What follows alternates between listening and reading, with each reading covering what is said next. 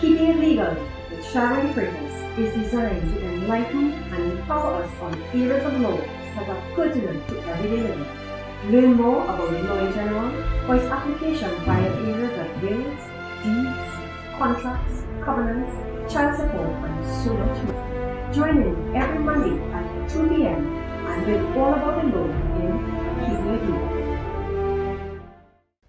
Hello and welcome to the program Keeping It Legal. We are so happy that you've joined us today. We are fortunate to have with us the host of this program. So I'm just hosting this program just for today. I have the privilege. I am introducing the host to you, who is Sharon Freitas, and we are very happy to have her. And she will be continuing this program that will be coming to you on a weekly basis entitled Keeping It Legal. And it's so important to have such a program so that there are so many incidences and situations that would pop up, and sometimes we're not clear in our mind what is the legal way forward, the best way to really approach this thing. I mean, there are so many con-artists out there, and so to be able to get good advice as to how we could navigate our way through some of those circumstances that may arise, this program was necessary and birthed.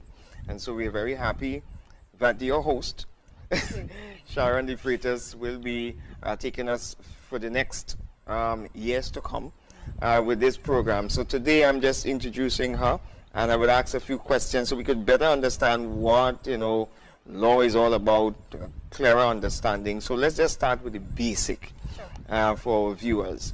What really is law? What is law? Well, I'll seek to give two answers. Law is a system of rules.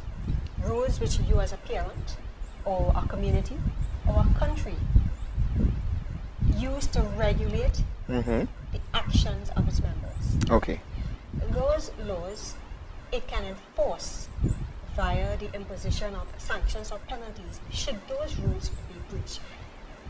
That said, I want to go back to the word recognize and regulate. Okay. Simply because if all the members of the community do not recognize the rule as having the same meaning, you can have chaos.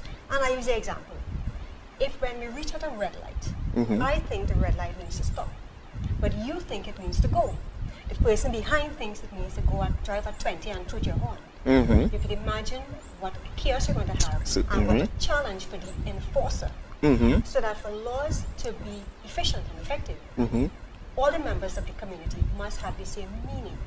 Also, there's a philosophical dimension to what laws is. As I said just now, laws, they seek to create social engineering. However, there's an ongoing debate as to if laws are social rules or social habits. Okay. There are those who debate whether laws should have any moral content, and there are those who debate that it should not have any moral content. That's another discussion. That is going to take all day. But essentially, rules seek to guide and regulate our behavior. Okay, so we have a broad understanding of what is law. But if we should include the definite article before law, and I ask you the question this way, what is the law? How do you respond to that? When we speak of the law, we speak of it in terms of time and space. For example, we can speak of the law of Trinidad and Tobago today, or we can speak of the Constitution of America or the laws of Britain and Wales. And let me give you an example. Our laws are written. They are codified. Unlike that of Britain, they are not written. Okay. Our laws, you can go on the website of the Ministry of Legal Affairs and you can find them. They're all 300 plus pages. Right? However, you can also buy it on a CD. But if, for example, you would like to have the laws in your library, you can go and buy all 31 plus volumes of them for about $10,000 plus the regular updates. Okay. Right? So our laws are codified and they're written. That said, our Constitution is the highest form of law. That doesn't mean, though, it is the only source of law. We have about 3 or 4 sources of law. We have what is called statute law, written in and by Parliament. We have common law or judge-made law, often referred to as judicial precedents. We have international laws, and we have, by virtue of us, and when I say us, I mean as a country, signing treaties, for example, the Geneva Convention, and laws that we are bound to by virtue of membership to the UN. So when we speak of laws, we speak of them in terms of time and space, because laws change over time. Okay. And the laws of one territory will not necessarily be that of another. Exactly. That makes a whole lot of sense. What we'll do, we'll take a break. And when we come back, we would want to find out, do our laws or laws in general, do they change? Could they change, you know? So we'll take a break and we'll come right back.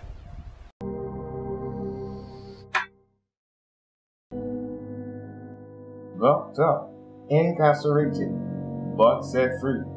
For who the Son of Man has set free is free indeed. Join us every Tuesday at 2 p.m. for the program New Hope with Richard Barker and the Prison Ministry. Crime, politics, social issues, church history.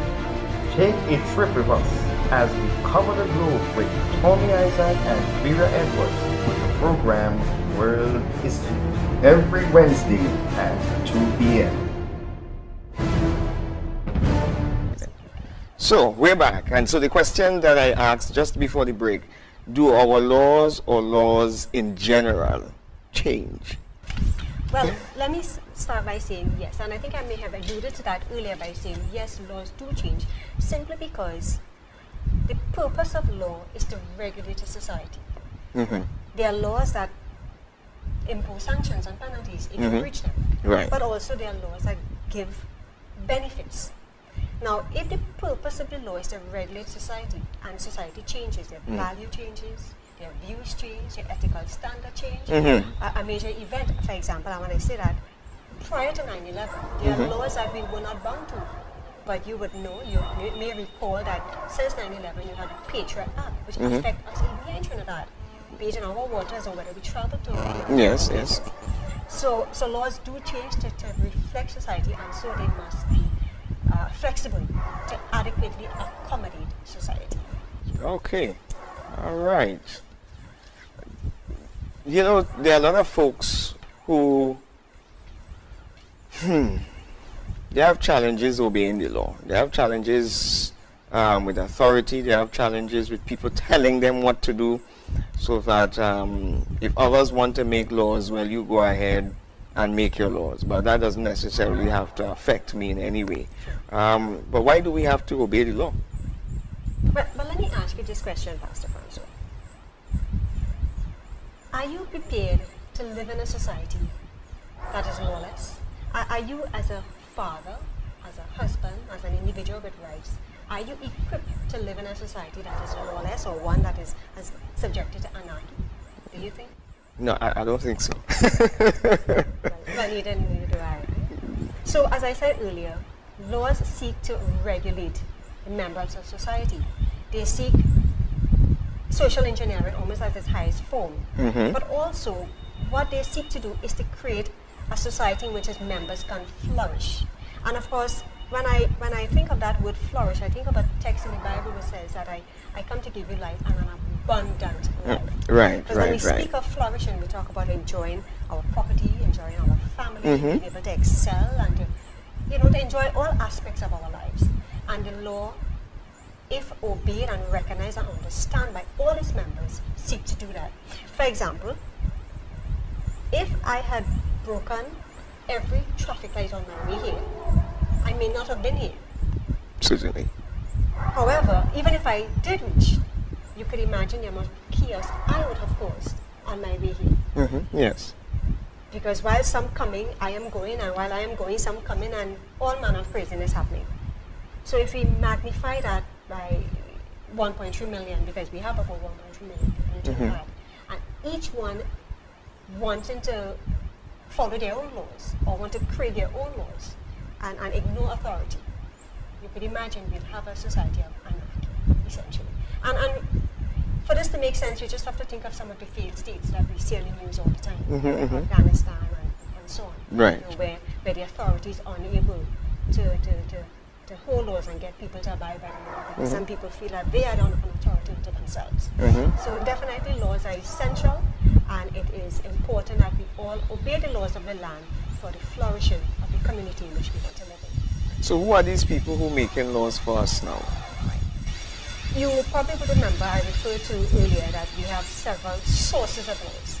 I said that we have judge-made laws, or referred to as judicial precedents, laws made by judges in chambers as they make their decisions. We have international laws, and we have laws referred to as statutes. And these are generally our biggest body of laws. Okay. These laws are made in and by Parliament. And for example, right now in Trinidad, we have, for a law to be valid, it must pass through the House of Representatives, currently comprising 41 elected members, because we have 41 constituencies, about 30 to 31 senators. Those people are appointed by the president on advice from the opposition and so on. And then, so for a law, before it even gets to the president for him to give it his assent, it must pass through, and that is often a very arduous and patient process. Because of course it has to go back and forth and debate and question and so on. Right. But for a law to be valid in Trinidad, it must go through both houses, and then, and only when having received the assent or the approval, as it were, of the president of the republic, only then it becomes a valid law of which we now are bound. Okay. And seeing that secular society are governed by secular laws and stuff like that, is there a certain amount of appreciation we should have for divine laws, or could we break them just as much? I'm glad that you raised that question. I said just now that laws change, and undoubtedly so, because our society is changing, and laws must adapt so that they could be relevant to the society in which it must orchestrate. However, I want to point you to a set of laws that don't change. Okay. You may or may not have a Bible with you, but at your own convenience, when you get a chance, turn to Exodus 20 and read from about verses 1 to 20, 17, 18, thereabouts. And you will encounter a body of laws referred to as the 10 Commandments. Those laws don't change. So why they don't change? Because Malachi 3:6 says that I am Lord and I change not. Right. And then Matthew, I think it's Matthew 5:18 or thereabouts says, not one jot, one tittle shall in no wise pass until all the law is fulfilled. Yes. Paraphrase of Yes. words. So that laws change, man laws change, and as I've always told, I told a friend of mine, man laws change to accommodate man's sin. Now, you may or may not agree with me, but that's my interpretation. Yes. And I'll give you an example. I was in Trinity Mall 2 weeks ago. I hadn't been there for quite a while, busy with school. I went to buy a shoe for my eldest son. I walked into the store and I asked for a black shirt. The lady handed me a dark green shirt. She said, "That's black." I said, "That's black." I said, "Well, from what I can see, it looks like dark green." She said, "Well, no, it's black. That's what they're calling black now. In fact, it's written black on the box." My friend turned and me said, "Sharon, you have been out of circulation so long, you didn't realize that green is now black." I said, "Well, apparently so, because I also didn't realize a husband could be called a wife." So that I'm making the point to say that laws change to reflect society, but God's law, and we can bask in the comfort and the hope that His law doesn't change to accommodate man's sin or any other. Another example I'll give you as to how laws change. In England and Wales back in 1866, the definition of a marriage, according to the case of Hyde and Hyde, and articulated by Lord Penzance, was the voluntary union of one man and one woman to the exclusion of all others for life. That changed early in 2014 with the coming of the Marriage and Same-Sex Couples Act, when same-sex couples can now marry. Prior, as you know, they could have formed a civil partnership, but now, because of the benefits, the social benefits of being a spouse under marriage laws, that has now changed. So clearly, as I said, and as I said, this is my interpretation, laws change to accommodate the sin of man. You don't have to agree with me, but that's just my interpretation. That's the way I see it from my understanding. Well, again, too, with laws and lawyers and what have you, everybody's entitled to interpret the law as best as they choose, as best to treat with different circumstances as they vary. But I'm thankful, however, that the laws of God stands forever. It doesn't change. It is fixed. On that note, we'll take a break and we'll come right back.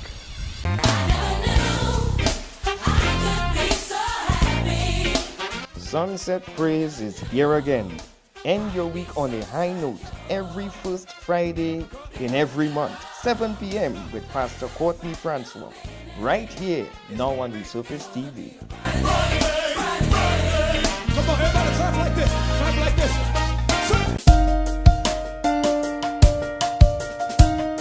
God has been good to you. Why not tell it to the world? There is a place and a platform on Resurface TV to tell your story of Jesus and His love. Join Elias Francis for the program Center Stage every Thursday at 2 p.m.